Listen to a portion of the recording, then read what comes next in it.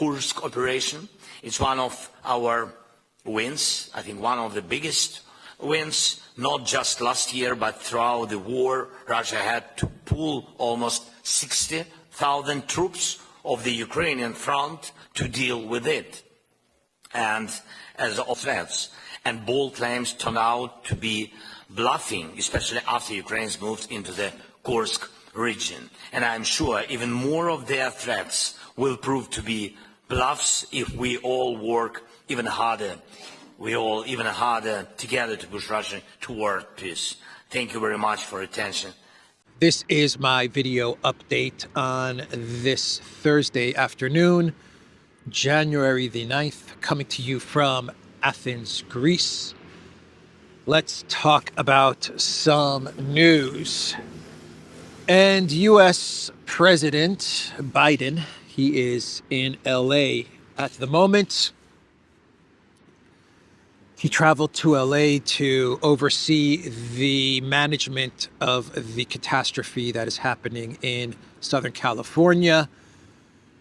Out of control wildfires engulfing the region and the city of Los Angeles. The images that we are getting from LA and Southern California are absolutely horrific, apocalyptic and horrific images coming out of Southern California, coming out of Los Angeles, the city of Los Angeles. Many commercial and residential areas completely destroyed by this fire. Even affluent areas of Los Angeles, I believe Malibu, other areas in LA completely destroyed from these wildfires. And Biden's in Los Angeles. He was supposed to go to the Vatican, actually. He was supposed to travel to see the Pope. I imagine so that he could be forgiven by the Pope for everything that he has done. Is that the purpose? Was that the purpose of Biden's trip to the Vatican? Anyway, that trip has been canceled. He's now in Los Angeles. And as he was in Los Angeles, we got reports that his White House was approving another $500 million in military aid to the Elensky regime. This is coming from Bloomberg. Biden to announce final $500 million in Ukraine military aid. It ends about $65 billion in security assistance under Biden. Trump would get about $3.8 billion more to use if he chose to.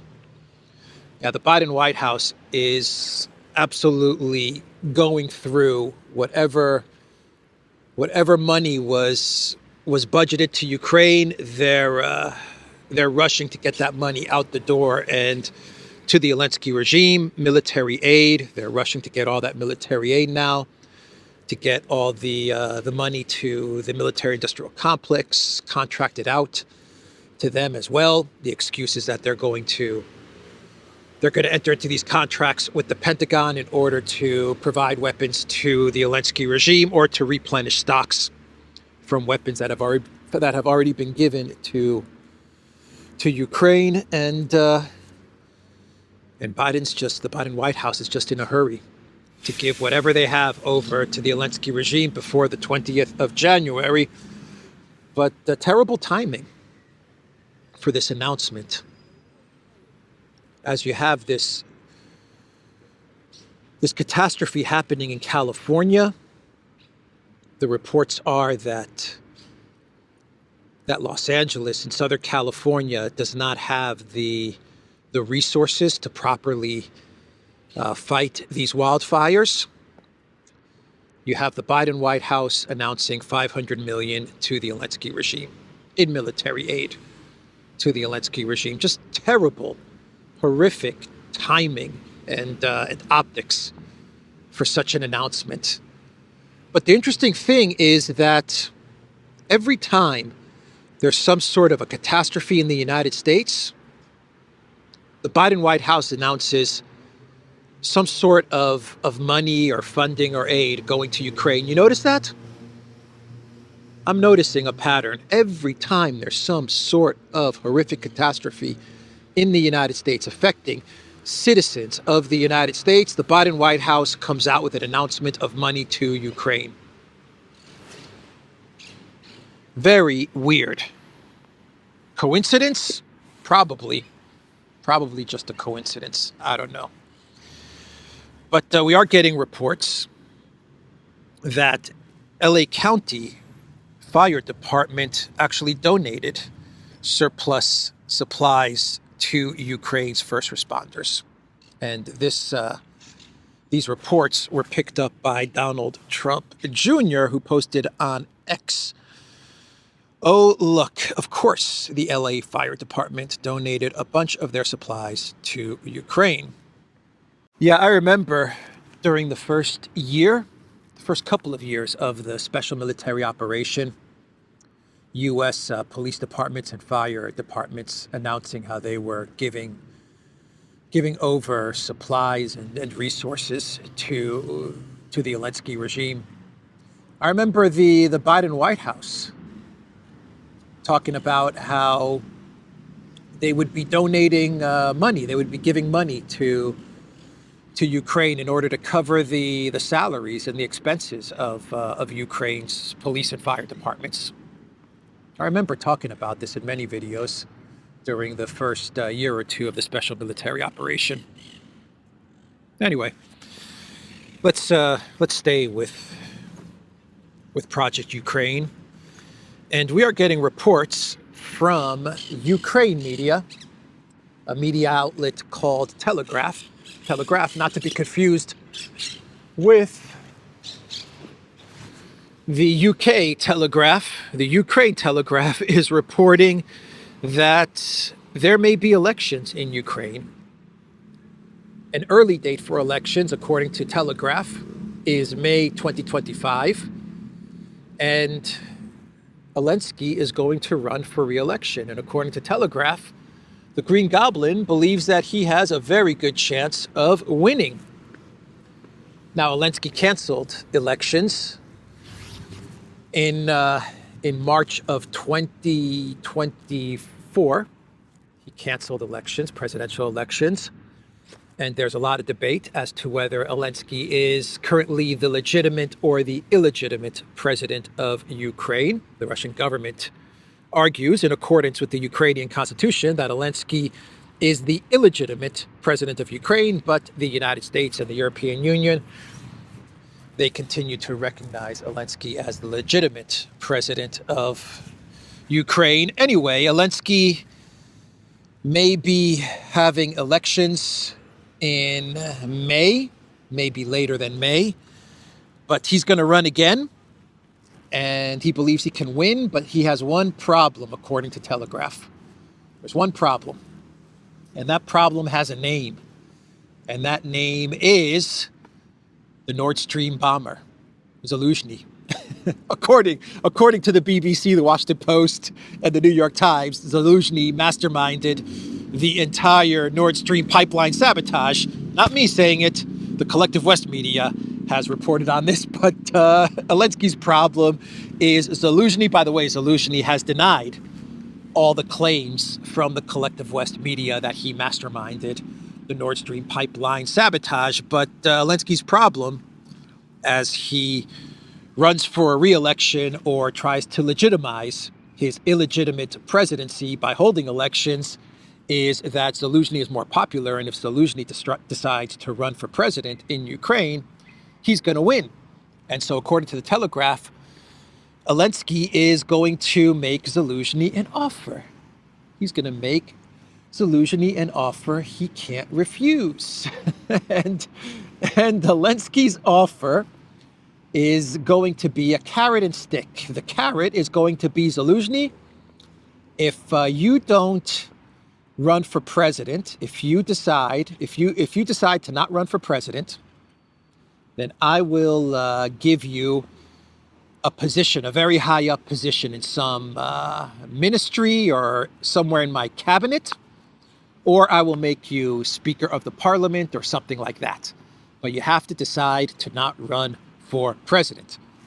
Now, if you decide to run for president, this is according to Ukraine media sources, then what I am going to do is I am going to call a criminal investigation against you for what happened in Kherson, in the battle in Kherson, and for the Russian military taking over territory in Kherson and Zaporozhye. And you are going to be part of this criminal investigation, and you may face criminal charges. That is the choice, according to Ukraine Telegraph, that Elensky is going to present to Zelensky. You know, Elensky actually, he fits in really well with the European Union. Ukraine really is an EU country, huh? It really is. The way it runs elections fits perfectly with the EU model of elections. It really does. They really should fast track Ukraine into the European Union. Anyway, this is according to Ukraine media, if you believe this. Should we stick with Ukraine? Let's stick with Ukraine, and then we'll move on to other news topics. Trump's envoy, Kellogg, is saying that he's going to need 100 days to get to a ceasefire in Ukraine, or to try and get to a negotiation and a ceasefire in Ukraine. He was telling this to, I believe it was Fox News, and he talked about how he believes that Trump and the Trump administration can work towards some sort of a peace deal in Ukraine, but he is going to need 100 days. So the one day turned into 100 days. And I think that reality is starting to set into the Trump administration about the difficulties of trying to get to a ceasefire in Ukraine, or actually the reality is probably setting in that what they once believed to be leverage over Russia, they once believed, including Kellogg, that the United States actually had leverage over Russia and they would be able to impose some sort of terms for a ceasefire. Now they're starting to realize that they have zero leverage, and so they're probably going back to the drawing board to figure out what to do. What can they possibly offer to Russia? What leverage do they possibly have over Russia? Really nothing. The only two things that the Trump White House can offer Russia, and that Russia might be interested in, will be interested in. They will be interested in this. Whether this actually changes Russia's position or leads to Russian concessions, I don't think so. But two things that the Trump White House in the next 100 days could float towards Russia is sanctions relief, which is going to be very difficult to get through the Congress, but that's one thing they can offer Russia. And the second thing that they can offer Russia, which Russia is absolutely interested in, is discussions for a new security architecture in Europe, which takes into account Russia's security interests. Rethinking security in Europe, rethinking NATO, moving NATO back. This is something that Russia is very interested in. Those are the only two things that Kellogg can go to Russia with.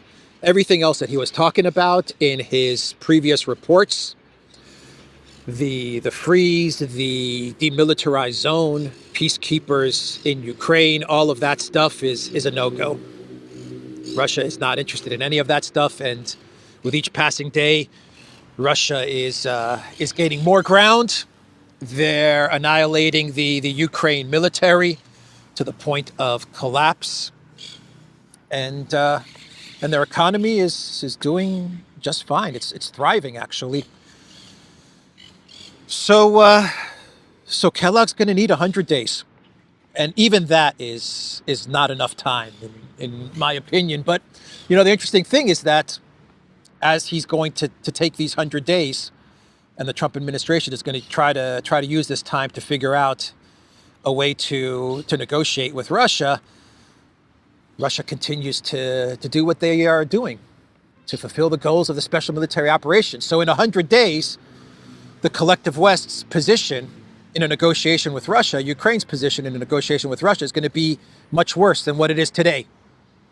Anyway, that is what Kellogg said. Usually when you see these types of time frames placed on negotiations or projects or tasks or anything like that, even in the business world, if you're a manager and you tell someone, I'm giving you 100 days to do X, Y, and Z, usually that's a signal that person has 100 days to figure things out. And if they can't figure things out, then you're going to walk away from whatever it is you're trying to accomplish or trying to figure out.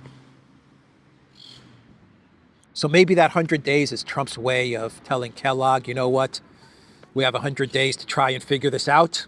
And if we can't figure it out, then we did what we can do. And this falls on Biden. This is Biden's war. This is Biden's conflict. And Europe now has to deal with this. Maybe that's what could be going on. What else? Trump is telling the European NATO members that they need to increase their NATO spending to 5% of GDP. Yep, he is continuing to push that angle. I believe Poland is the closest country to approaching that 5% mark. I believe Poland spends 4.7% of their defense on 4.7% of GDP on NATO defense. So Poland's at 4.7%. Other European NATO members are not even freaking close, nor will they ever get close. 5% would wreck half of the EU economies. Not that they're doing well to begin with. Today they're already in recession, but can you imagine 5% spending on NATO? There would be an EU collapse. Trump tells allies to spend 5% of GDP on defense. The new president aims to more than double the alliance's spending target. Yeah, if you're gonna disengage from Europe in 100 days, if you're gonna disengage from Europe, or you have the possibility of walking away from Europe if negotiations with Russia doesn't work out, you tell the EU and you tell NATO, look, we've been covering NATO all these decades, but now you guys need to take over your own security and you need to deal with your own security issues, because we've got other things that we need to deal with. So 5% is what you're going to need in order to provide your own security without us, without the United States. 5%. And the Financial Times, they reported a couple weeks ago that Trump would be satisfied with 3.5%, but even 3.5%, countries like Germany, the UK, so many countries in Europe are not even going to get anywhere close to 3.5%, let alone 5%. Things are looking really, really bad for the EU and for Europe, huh? Really bad. That is why Stammer is meeting with Macron today in the UK. Macron traveled to Britain to meet with Stammer so that they can discuss Trump and Project Ukraine. Stammer has so many problems that he should be dealing with, but he really doesn't care, does he? Or at least it seems that he doesn't care. His number one concern is Project Ukraine. That's what Stammer cares about. Macron and Stammer to discuss Ukraine as Trump looms. British and French leaders will discuss Russia's full-scale invasion plus hot-button issues like AI and migration when they meet in the UK Thursday. That is today. Yeah, Musk is being regime changed. Starmer is being regime changed by Musk. What was I saying? Musk? Starmer is being regime changed by Elon Musk. That doesn't feel good, does it, Starmer? It doesn't feel good to be regime changed, does it? No, that's not a good feeling, is it? But yeah, he's undergoing regime change. And his concern is meeting with flip-flopper Napoleon to figure out how to keep the United States invested in Ukraine, which is really not their concern. Their big concern is how do you keep the United States invested in Europe? And they figured out that the only way the U.S. can be invested in Europe is if they are invested in Project Ukraine. That's how you keep the U.S. invested in Europe. Chaos in Ukraine means that that you can keep the U.S. invested in Europe. So didn't they have a vote today or yesterday in the parliament in the UK about investigating grooming gangs? And the parliament actually voted against investigating the grooming gangs when Starmer was head of the courts, head of the prosecution. I believe they voted against it. That leaves me speechless, man. That absolutely leaves me speechless. But then again, I'm not surprised that they don't want to investigate what happened. A lot of horrible, ugly things may surface if they begin to investigate what was going on and what is going on. Oh boy. So Starmer is trying to forget about all of that stuff. He's trying to forget about all of that stuff and distract away to Ukraine and Trump, Project Ukraine. So Musk is going to have his X Spaces broadcast, live stream. Is that what you call an X Spaces? A live stream with Alice Weidel of the AfD. And the European Union is freaking out. They are freaking out, man. Election meddling, election interference by X and by Elon Musk. Elon Musk is interfering in our democracy, in German democracy. By the way, there's a new date for the elections in Romania, May 4th. It's going to be the first round of the newly rescheduled Romanian elections, and the second round, I believe, is scheduled for May 18th. But the first round is going to be May 4th. The elections that were canceled by Romanian Supreme Courts because the Chinese-owned TikTok social network was being manipulated by the Putin. And the Financial Times is reporting that Georgescu is the most popular candidate. Wouldn't that be so sweet, so satisfying if when elections take place on May 4th and then you have the second round of elections, if Georgescu wins, oh, that would be great. That would be reason for a party. That would mean party time. If after all of this criminality nonsense, BS, election interference, canceling the elections, after all of this drama and damage that has been done to Romania, you have a rerun of the elections and Georgescu wins. That would be great. Let's see what happens. Anyway, Germany is freaking out about this X Spaces live stream, and the EU is actually putting together 150 experts in Brussels and Seville to monitor the stream, to make sure that Musk and X is not propping up AfD and Alice Weidel. not promoting, not illegally promoting on their social network. X and Alice Vidal, X AfD and Alice Vidal on X. Brussels will be watching whether Musk breaks EU law in far-right live stream. Up to 150 experts in Brussels and Seville will be checking whether Musk's live stream interview boosts the German far right. It's far right. Can't boost the far right. Boost the globalist left, right, center. That's cool. That is cool. Zuckerberg, boost the globalist candidate on Facebook. Way to go, Zuck. You're our guy. But X giving an X Spaces live stream to AfD. Election meddling far right Kremlin candidate propaganda. Cancel the elections. Cancel the freaking elections. That's what's going to happen.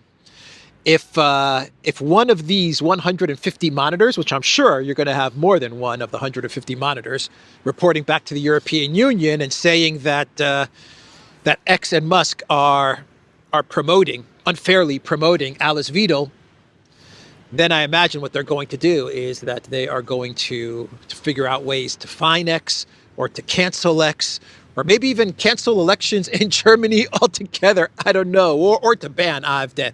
That's what's going on here. They're setting it all up, right? Find me the man and I will find you the crime. So they're setting it all up. They got their 150 monitors who are going to listen to the live stream, and they're going to try to catch election manipulation. Musk is going to ask Alice Vidal, so Miss Vidal, what is the AfD's platform? Election meddling, election interference. It's going to be that simple. Yeah. They're setting it all up to do one of the things that I said. Cancel the AfD, cancel German elections, fine Musk, cancel Twitter. I don't know. They're going to do something like that. We will see. It is taking place today, everybody. The live stream is taking place, I believe, 1 or 2 o'clock Eastern time, U.S.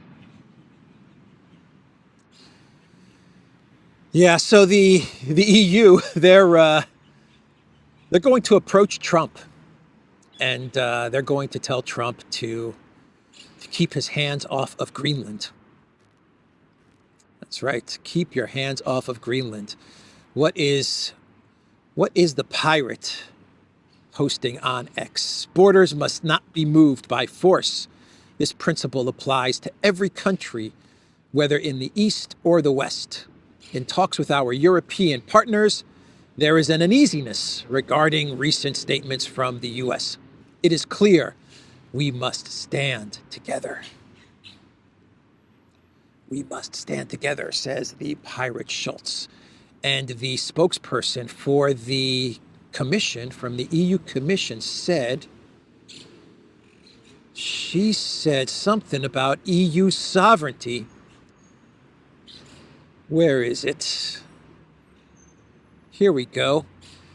Pinho, who is the Commission, Paula Pinho, who is the Commission spokesperson, confirmed that an attack on Greenland would activate the EU's Mutual Defense Assistance Clause under Article 42.7 of the Bloc's Treaty, but stressed that we are discussing a highly theoretical issue. It is clear that the sovereignty of states has to be respected, she noted, adding that this fully applies to Denmark. You know, Denmark, I read an article yesterday where a high-level official in Denmark said that if Greenland wants to conduct a referendum and become independent and sovereign, that's cool.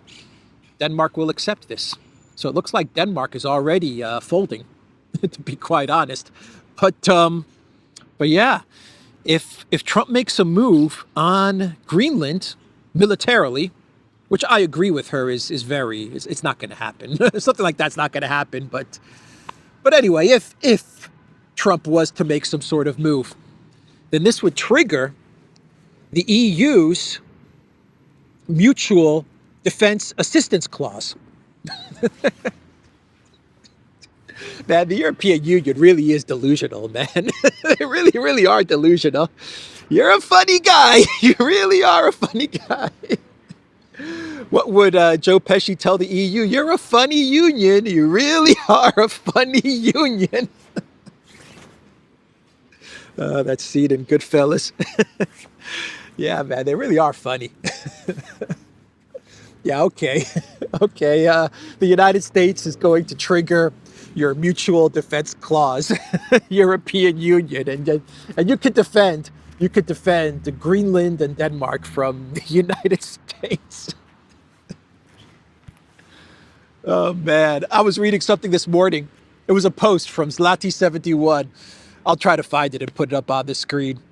But it was a post where Zlati71 points out that Denmark has given up all of its F-16s to the Elensky regime, and it's in contracts now with the Pentagon to buy more U.S. Fighter jets. And Zlati71 says, "Do you see a problem with this? Can you guys spot the problem?" It's like, yeah. Okay, Denmark. Okay, European Union. You guys threaten the U.S. with your mutual defense security clause after you've given up all of your sovereignty and all of your weapons to Ukraine, which have been destroyed by the Russian military, and you're now depending on contracts to be fulfilled by the Pentagon. Yeah, good luck with that. Oh boy, it is clear that the sovereignty of states has to be respected. Yeah, like the sovereignty of Syria. Is that what you're talking about when you talk about the sovereignty of states? Wasn't Annalena Baerbock and the foreign minister of France, who no one knows the guy's name, no one even cares what his name is? Weren't they in Syria speaking to the head shoppers, meeting with the head shoppers? And you're going to talk to us about sovereignty of states that has to be respected? I have an idea for the European Union. I know of a country in the European Union which currently has 36% of its territory illegally occupied by Turkey. How about the European Union deal with that country and safeguarding that country's sovereignty, and then you can deal with everything else instead of giving Erdogan $1 billion, Ursula von der Leyen. Anyway, that's the European Union. You're funny guys. You're a funny union. EU, you are a funny union. That's going to be my clown world too. My clown world is actually on the EU taking on Trump with regards to not only Greenland but tariffs and all this kind of stuff. But the president of Mexico. She responded to Trump's comments on the Gulf of Mexico and renaming it the Gulf of America, which, as I said in my video update yesterday, if the United States federal government wants to rename something, they can. They can rename the Gulf of Mexico anything they want. The federal government of the United States. They can rename anything they want. National parks, whatever. But it doesn't mean the international community has to recognize it or should recognize it. As I said in my video update yesterday, if the federal government of the United States wants to rename the Gulf of Mexico to the Gulf of America, go ahead. But no country in the world should recognize it as the Gulf of America. They should continue to recognize it as the Gulf of Mexico. But the president of Mexico, she hit back at Trump in a way that I think is very clever, because as Trump trolls, you need to troll back in a clever way. Because Trump's trolling is very clever and very effective. It shakes things up and it gets the conversation going and it gets world leaders worried. But if you keep your cool, as a world leader, if you keep your cool and you come back with as equally effective trolls, but also taking Trump seriously, there's an element of trolling, but there's also an element of taking what he says seriously. So you have to balance it out. You're going to be okay. You're going to be 100% okay. And it looks like that is what the president of Mexico is doing, because She's very calm. She put on an epic trolling presentation yesterday, and it seems that she's keeping her cool, and I imagine she's ready to negotiate and talk to Trump and discuss various issues and various topics that concern Mexico and the United States.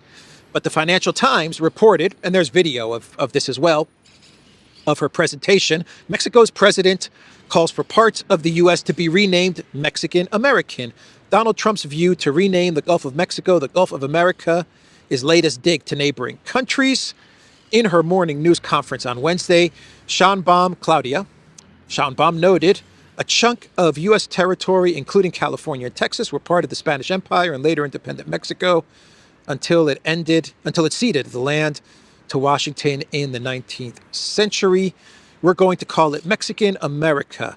It sounds nice, doesn't it? She told reporters, displaying a colonial era map of the region from 1607. Yeah, it's a nonsense statement from Claudia Sheinbaum from Mexico to go up against the nonsense, crazy statement from Trump about the Gulf of Mexico, right? It's one epic troll going up against another epic troll, so it balances out.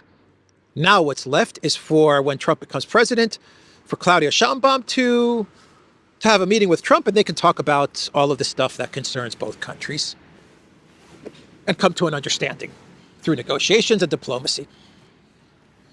Anyway, that was the statement from Claudia Sheinbaum from Mexico. Do we have any more news topics to get to before we launch into our clown world for the day? No, I think we can move on to clown world. Oh no! What am I doing, man? I've still got 2 more topics. How am I doing on time? Okay, let's do this quick. Let's do this very quick. Let's see. Austria is going to be punished by the European Union. Far-right Austria braces for first punishment from the EU, with Vienna set for pro-Putin Chancellor. The country's failure to stick to European spending rules could land it in hot water. So you see, now that Austria is going to most likely get a government formed by the Freedom Party, by Kikel, and that government is going to be anti-conflict in Ukraine and anti-escalation with Russia. The European Union is going to punish Austria, and they're going to use some of their spending limits and spending requirements for EU member states to use that as an excuse to punish Austria, because Austria is going to now be aligned, or possibly be aligned, with Orban and Slovakia. If the Chancellor of Austria was going to be pro-escalation with Russia and pro-Green Goblin, then none of this stuff that the EU is going to do to Austria would be going on. This is how the EU works. EU is a mini mafia institution, and if you don't fold in line with what the EU orders, then they find various ways to try and punish you. We've got tools. Remember when Ursula said that about Italy and Meloni? If Meloni was going to win the elections, Ursula said, we've got tools. That's the European Union. And Kagan, the husband of Victoria Nuland, Robert Kagan, he put out an article, which Alexander talks about in detail in his video update from yesterday, with the title, Trump is facing a catastrophic defeat in Ukraine. If Ukraine falls, it will be hard to spin as anything but a debacle for the United States and for its president, by Robert Kagan on the Neocon publication, The Atlantic. As I have been saying, as we have been saying on the Duran, the neocons, the neolibs, the deep state, the establishment, they are going to try and put the blame of Ukraine's collapse completely on Trump and the Trump administration. And as I've been saying, and as Duran has been saying for the past 3 months, we have been saying this for 3 months now, the Trump administration needs to start making it absolutely clear that this conflict was Biden's conflict, Biden's war. We're trying to solve it, but if we can't solve it, this is all Biden. Because what they're going to do is they're going to try to say this is all Trump. What the Trump administration needs to do is they need to say this is all Biden-nopolis's fault. We tried to fix it, we couldn't fix it, or we did fix it. Whatever happens with the negotiations, we'll see. But everything that has happened in Ukraine and is happening in Ukraine, and this catastrophe in Ukraine and in Europe and in the world, falls on Bidenopolis and Blinken and Sullivan. That's the message that the Trump White House needs to get out there every single day. And Trump started it yesterday in his press conference. I talked about it in my video update yesterday. For the first time, we heard Trump saying this was Biden's war and Biden's to blame, and Biden messed up, and Biden continued to push NATO towards Russia. He's to blame for this, because you see the article from Kagan? That's what they're going to try to do. They're going to try to pin Ukraine's collapse on Trump. Oh, Kagan, Robert Kagan. Just a small town boy, born and raised in South Detroit. He took the midnight train going anywhere, and that's where he met small town girl Victoria Nuland. And they had a dream to make it to the U.S. State Department, to the project of a new American century, and to destroy the Russian Federation. Just a dream. Kagan and Nuland. Don't stop believing. Hold on to that feeling, Robert Kagan. Let's do a clown world and we'll wrap this video up. Oh, this is a long video. People are going to get angry with me. Let's see. France, Germany, Poland planned show of unity trip to the U.S. after Trump's inauguration. The trip is still in planning stages and no date has yet been set. So, Annalena 360, thank you USA Sikorsky of Poland, the foreign minister of France, who no one knows his name and no one cares who it is. Who cares who it is? But the foreign minister of France, along with stunning and brave Kaya Kallas, they are planning a unity trip to the United States to meet with Trump and Trump's people. And they are going to tell Trump to knock it off when it comes to Greenland, to knock it off when it comes to EU territory and EU sovereignty, and that they're not going to put up with any kind of tariffs, and that Europe is unified. It's an EU unity trip. That's what they're calling it, an EU unity trip with Sikorsky, Baerbock, Kallas, and whoever the French guy is. Oh, man, the European Union is screwed, man. They are so screwed. Oh, boy, are they screwed. I hope this trip happens. I really hope this trip happens. Please, God. Please, God, make this trip happen. And please, let's have a meeting between Annalena, Kallas, Sikorsky, the French guy, and Trump. And can we get it on video as well? Please, please, please, please, please. Anyway, that's the video, everybody. How about this meme that's making the rounds on social media? It's Elensky and his staff, Yermak and his Green Goblin entourage. We are Greenland starting tomorrow. Brilliant, my Führer. That's a meme that is making the rounds. Podolyak, I have brilliant idea. Trump likes this green country. I like wearing green. Maybe we change Ukraine name to Greenland. And this way, the United States give me more money. I think this is a brilliant idea. What do you think, Podolyak? Mr. President, the country that Trump is talking about is called Greenland, so we can't use that name. Oh, I see. So this country called Greenland. We think of new name. Maybe we call Ukraine Green Goblin Country. Goblin Land.